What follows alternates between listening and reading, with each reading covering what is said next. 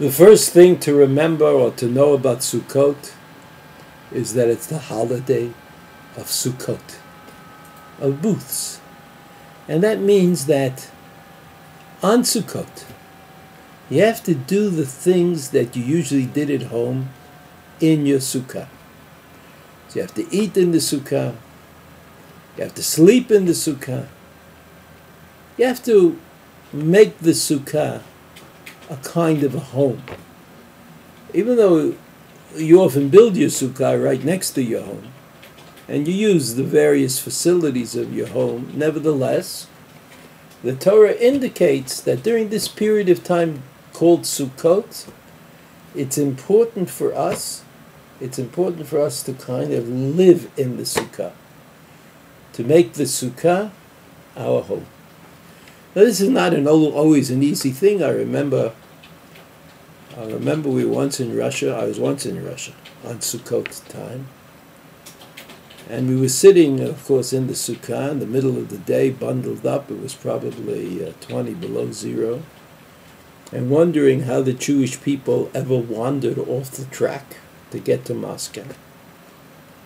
And they announced that the soup was coming. The first dish was soup. So the kitchen was some several hundred meters away. And the soup was being brought out by volunteer waitresses. By the time I got my soup from the kitchen, I saw that there was a little frost on the soup. It was just not possible to eat food at that time. Okay, that's an extreme situation. I mean, in Russia, people didn't sleep in a sukkah. It was life-threatening. But in Yerushalayim, many people sleep in their sukkah at night. So I want you to remember, a sukkah is not something you build and look at. A sukkah is something you live in. Okay, today we kind of share living between the sukkah and the home.